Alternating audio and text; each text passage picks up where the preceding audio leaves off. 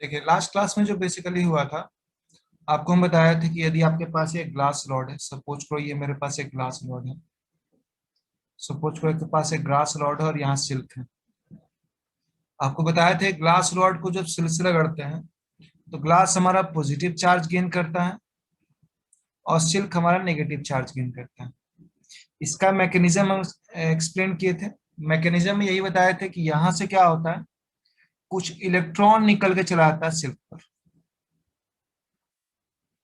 ठीक है, तो ग्लास से जब इलेक्ट्रॉन सिल्क पर चला गया, ये पतला सा हम सिल्क दिखाए हैं, तो होता क्या है कि सिल्क हमारा जो होता है वो नेगेटिव चार्ज होता है, ग्लास पॉजिटिव चार्ज होता है। ठीक, इसी पर एक क्वेश्चन ये आता है कि जब हम लोग ग्लास को, ये सपोज को ये ग्लास है हमारा, जब हम लोग ग्लास को सिल्क से रब करते हैं, ग्लास को सिल्क से रब करते हैं, और जब ये रिजल्ट आता है ग्लास पॉजिटिव हो गया और सिल्क नेगेटिव हो गया, तो क्या ग्लास का मास बढ़ जाएगा, घट जाएगा, या सेम रहेगा? आप लोग क्या लगता है ग्लास के मास पर क्या इफेक्ट पड़ेगा? ग्लास का मास बढ़ेगा, घटेगा, या सेम रहेगा? जब ग्लास को सिल्क से रगड़ रहे हैं तो ग्लास से क्या हो रहा है, कुछ इलेक्ट्रॉन ट्रांसफर हो जा रहा है सिल्क पर। तो आप लोग बता सकते हैं किसका मास बढ़ेगा या घटेगा? चलिए, तो मास में कोई इफेक्ट नहीं होगा। मास में कोई इफेक्ट नहीं होगा। और कोई जल्दी से बताइए। सर मास सेम ही रहेगा। मास सेम ही रहेगा। अच्छा, आपको क्या लगता है इलेक्ट्रॉन का मास होता है कि नहीं? मास ऑफ इलेक्ट्रॉन कितना होता है, कोई बता सकते हैं? फिर उसका इलेक्ट्रॉन, मास तो होता हाँ, बट याद नहीं। 9.1 10⁻³ मास।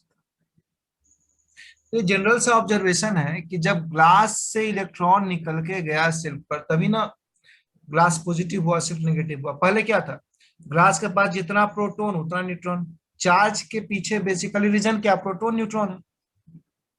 जब प्रोटॉन आप ट्रांसफर हमेशा इलेक्ट्रॉन का होता है, इलेक्ट्रॉन के चलते ही चार्ज गेन या लॉस होता है।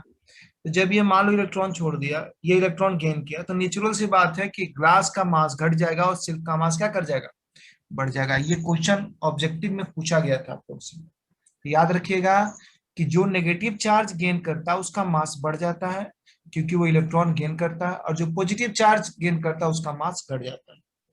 ठीक है, तो ये बेसिक सा फंडा है, यहां तक हमको लगता है क्लियर होगा।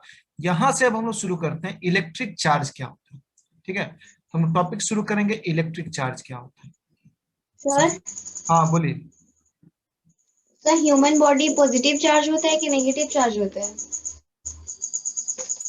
देखिए आपको हम पहले ही बताए थे कि हम लोग, ठीक है, नाउ इलेक्ट्रिक चार्ज क्या होता है, यहां से हम लोग शुरुआत करते हैं। अभी तक फ्रिक्शनल इलेक्ट्रिसिटी, फ्रिक्शनल चार्ज के बारे में पढ़े थे। इलेक्ट्रिक चार्ज क्या होता है, यहां से हम लोग शुरुआत करेंगे।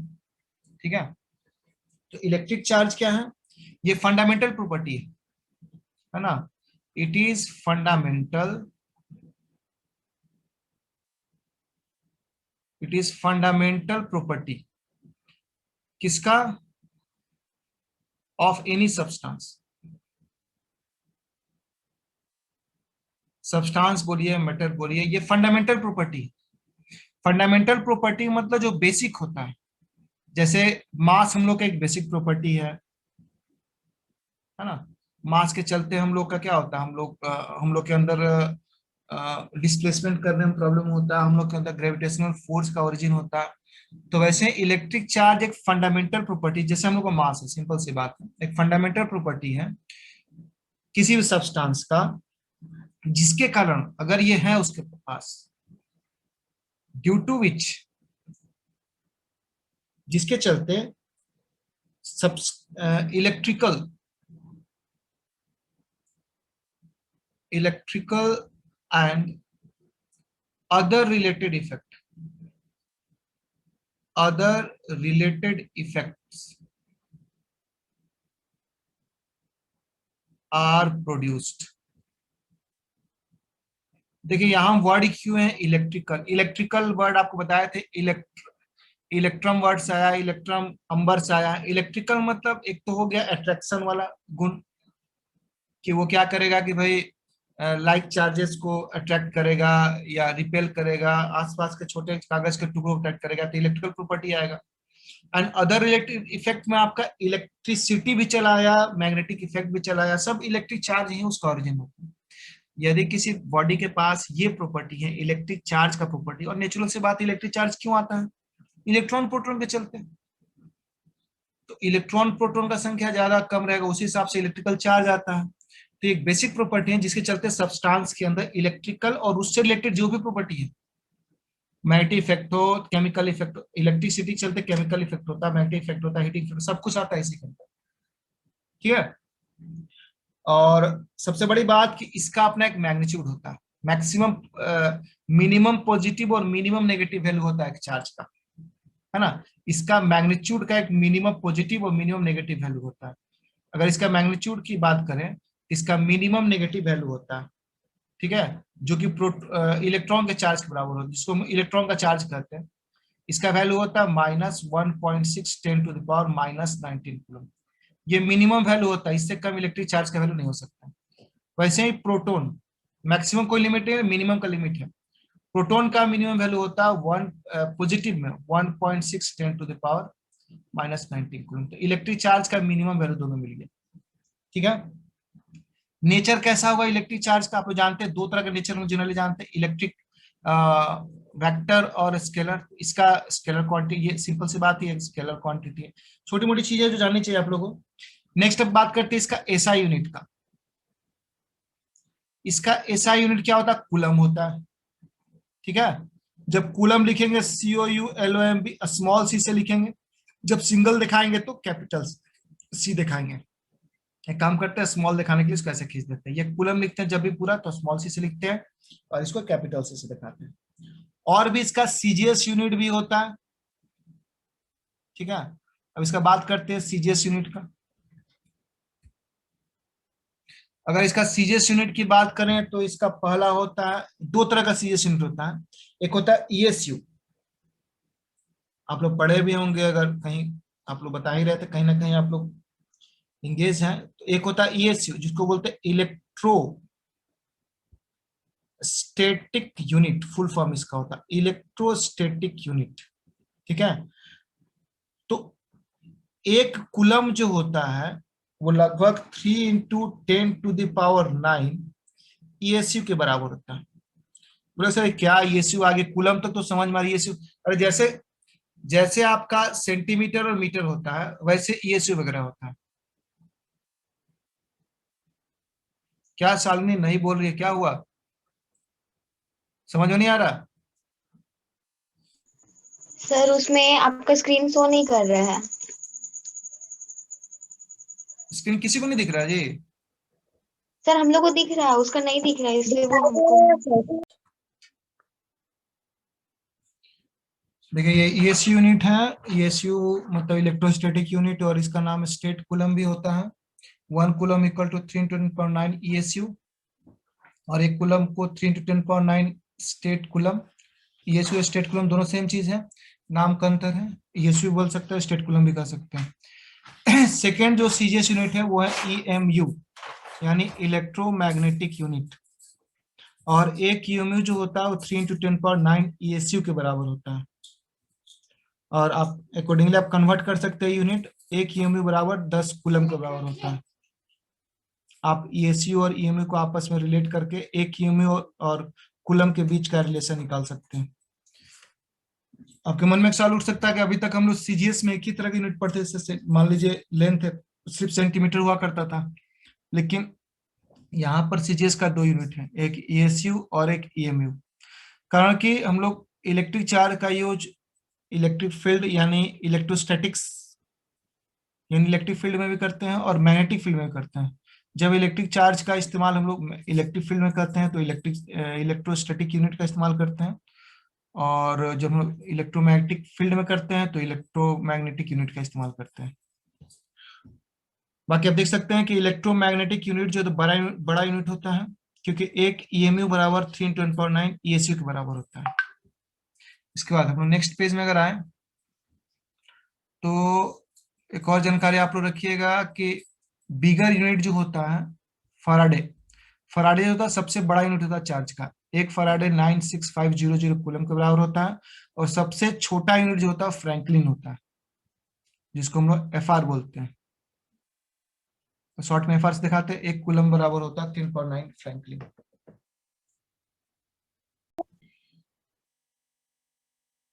रहा कि हम भूल जाते कि रिकॉर्डिंग भी हो रहा है, क्योंकि आप लोग लिए जरूरी है।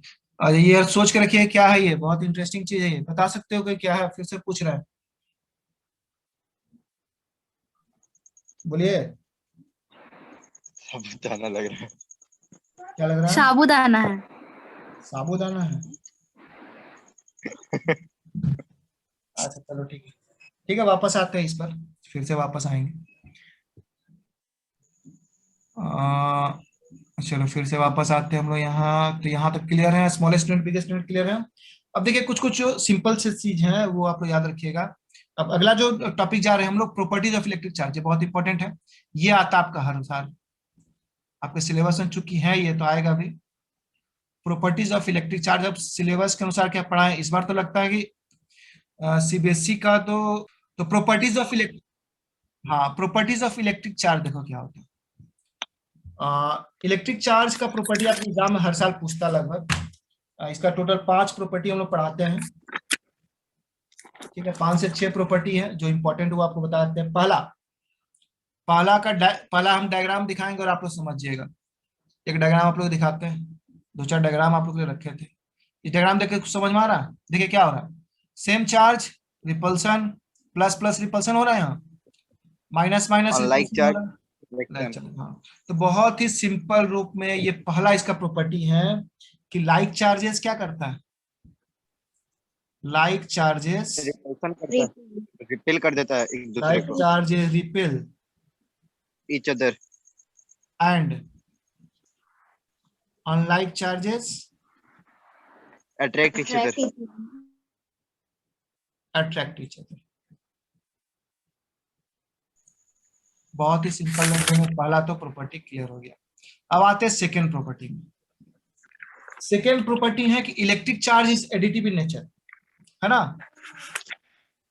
सेकेंड प्रॉपर्टी क्या है, electric charge is additive in nature, additive in nature, मतलब ये जुड़ सकता है। कैसे होता है सर? क्या? हाँ एडिटिव समझा कैसे रहे, होता है? एडिटिव इन नेचर मतलब ये सिंपली जुड़ता है, मतलब जैसे कि अलजेब्रा में जोड़ होता है ना, वैसे ये जुड़ता है, ठीक है। जैसे एग्जाम्पल के साथ बताइए ना सर। एग्जाम्पल के तौर पर मान लीजिए मेरे पास बहुत सारा चार्ज है, कंसीडर चार्जेस, मान लो मेरे पास चार्ज है, एक प्लस क्यू चार्ज है, Q1 बोल दो, चलो एक प्लस Q1 है, एक माइनस Q1 है, ठीक है, एक प्लस Q3 है, एक माइनस Q4 है, ठीक है। किसी बॉडी पर consider charges on a body, video किसी बॉडी पर मान लो इतना चार्जेस है, देयरफॉर नेट चार्ज क्या होगा, नेट चार्ज मतलब सबका जोड़, बात समझ रहे हो ना। नेट चार्ज को लोग कैपिटल Q से दिखाते हैं, तो सिंपली सबका जोड़ होगा, जोड़ो Q1, Q1 में Q2 जोड़ोगे तो माइनस साइन तो रह जाएगा ना, मतलब Q1 में माइनस Q1 जोड़ोगे तो माइनस साइन तो रह जाएगा, plus Q3 minus Q4, result क्या आया, Q1 Q1 cancel, Q3 minus Q4। अगर आपको Q3 का वैल्यू पता है, आपको Q4 का वैल्यू पता है, पुट कर दे, रिजल्ट आ गया। तो हम कहते हैं चार्ज जो एडिटिव नेचर है, एडिटिव मतलब जैसा कि एडिशन होता है वैसे ही इसका भी होता है, मतलब सिंपल अलजेब्रा को फॉलो करता है, ठीक है, क्लियर होगा। नेक्स्ट पेज पे चलते हैं, बहुत सिंपल है, Yes, ज्यादा sir. देने की जरूरत नहीं। हाँ, जो सबसे इंपॉर्टेंट है वो अब आते हैं हम लोग थर्ड, थर्ड है इलेक्ट्रिक चार्ज आर क्वांटाइज्ड, ये बहुत इंपॉर्टेंट प्रॉपर्टी है। Electric charge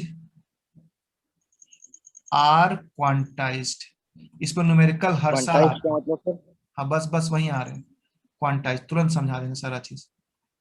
electric charge are quantized, ठीक है, या इस प्रॉपर्टी को बोलते हैं क्वांटाइजेशन ऑफ इलेक्ट्रिक चार्ज, ठीक है, इसको बोलते हैं क्वांटाइजेशन ऑफ इलेक्ट्रिक चार्ज। ठीक है, एक जरा डायग्राम दिखाते हैं आप लोगों को, तब इस पर वापस आते हैं।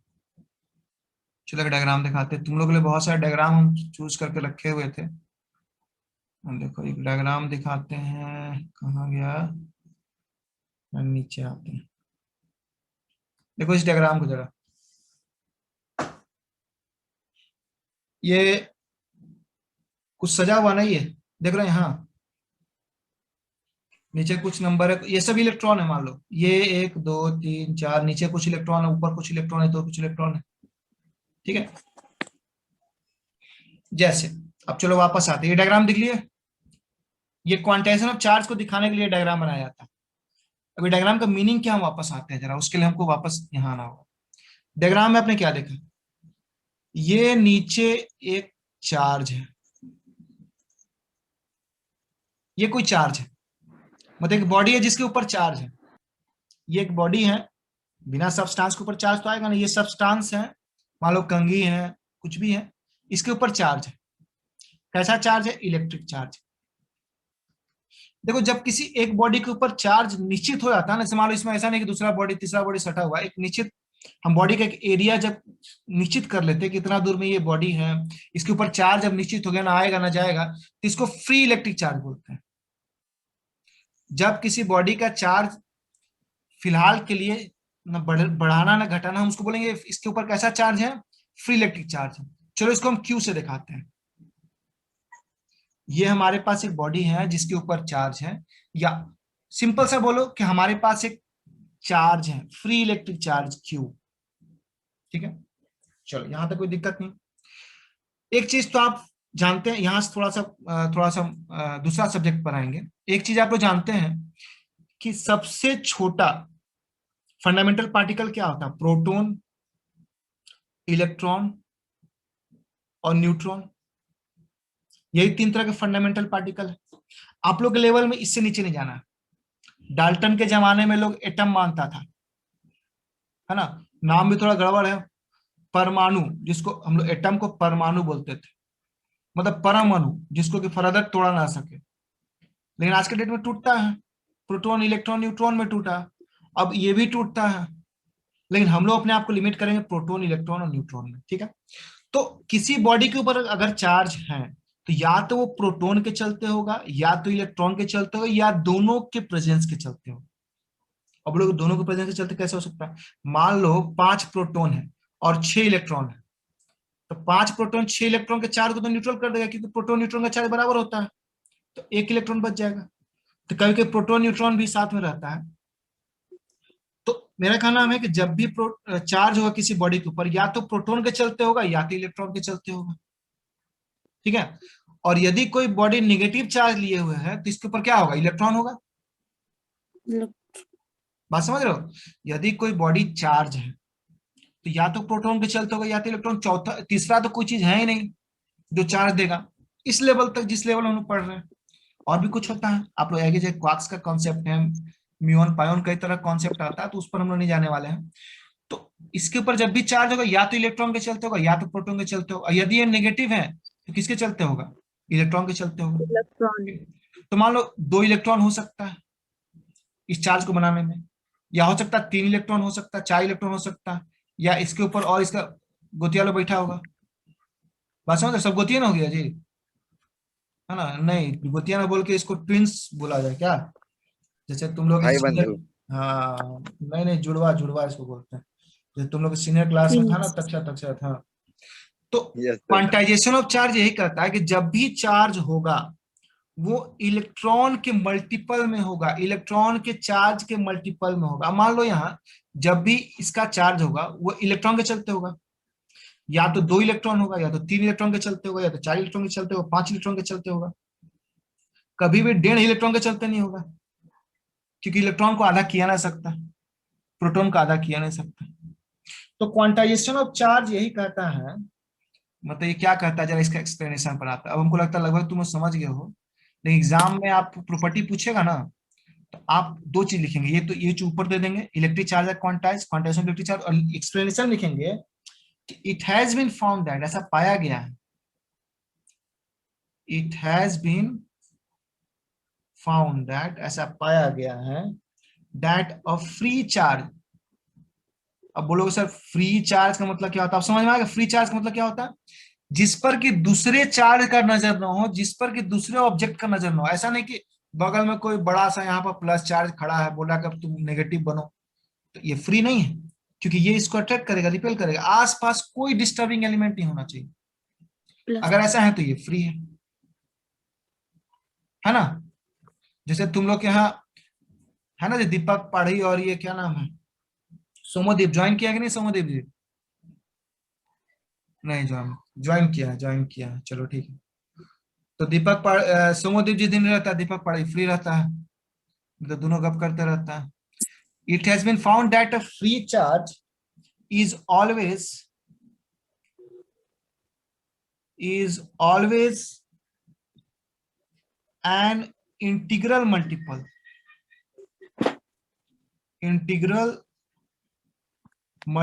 ठीक है, इंटीग्रल मल्टीपल ऑफ एल है ना, integral multiple of basic value E, ठीक है, दैट इज, कभी भी अगर Q हमारा फ्री चार्ज है, चलो फ्री चार्ज को हम Q से दिखाते हैं, Q लिख दो। Q जो होगा हमेशा n टाइम्स होगा E का, वेयर E क्या है? मैग्नीट्यूड ऑफ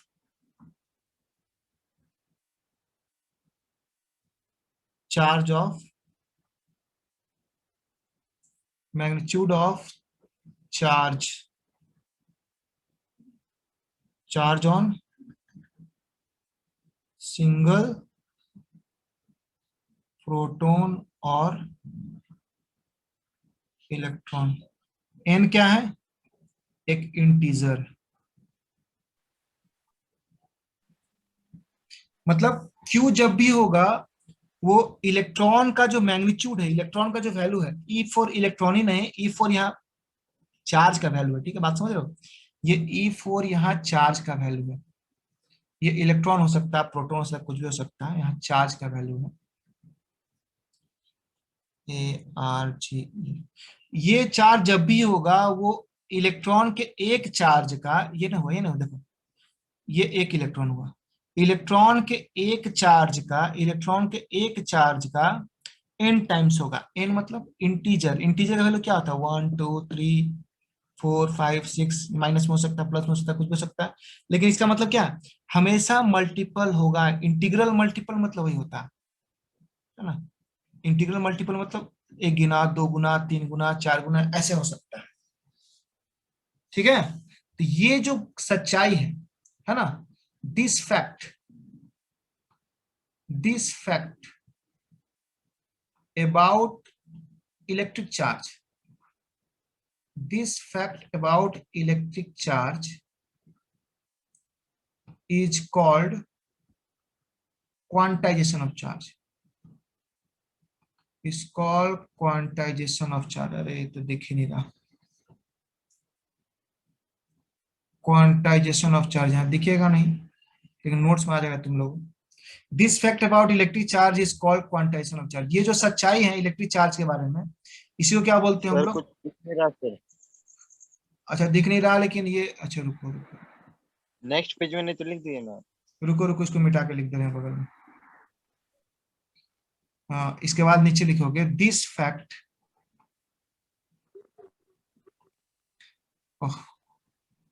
दिक्कत करता है ये पेन कभी कभी। This fact about electric charge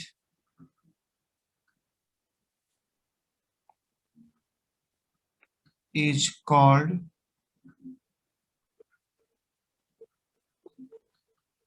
quantization of charge, ठीक है। यही जो सच्चाई है चार्ज रिलेटेड, इसी को हम क्या बोलते हैं समझा दें, तो चार्ज कभी भी होगा तो क्या होगा? ई के मल्टीपल में होगा। मतलब अगर एक इलेक्ट्रॉन को हमें गोला की तरह समझ लें, तो किसी चार्ज के अंदर इस तरह से इलेक्ट्रॉन फैलेगा, ठीक है। 4 होगा, 5 होगा, कभी भी आधा इलेक्ट्रॉन नहीं होगा। दूसरी नंबर चीज, अगर मान लो इसको हम रगड़ते हैं, बगल वाला सिर्फ पड़ोसी से इसको रगड़ देते हैं, तो जब भी इसको ये इलेक्ट्रॉन देगा तो क्या देगा? 1 इलेक्ट्रॉन देगा, 2 इलेक्ट्रॉन देगा, 3 इलेक्ट्रॉन देगा, 10 इलेक्ट्रॉन देगा, कभी भी आधा इलेक्ट्रॉन, 3.5 इलेक्ट्रॉन, 4.5 इलेक्ट्रॉन नहीं देगा। साढ़े का बात नहीं चलता है ना। ऐसे भी देख लो, पैसा जब बहुत ज्यादा रहता है ना लोग, तो सीधे क्या उसमें चवन्नी अठन्नी नहीं गिनता लोग, है ना। और पैसा कम रहता तो 1 रुपये 2 रुपया भी देखता लोग। एनीवे,